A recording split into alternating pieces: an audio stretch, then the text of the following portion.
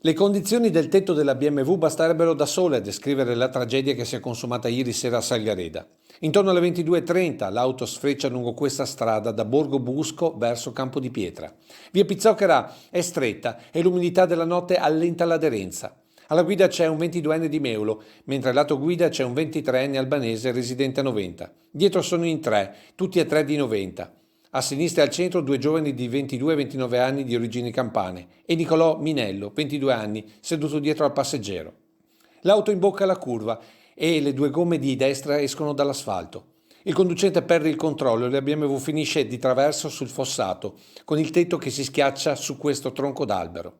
Nello schianto perde subito la vita Nicolò, mentre gli altri due occupanti in sedile posteriore riportano gravissime ferite alla testa. Il primo ad uscire dall'abitacolo è il conducente, che da solo e con la forza della disperazione tira fuori tutti gli amici.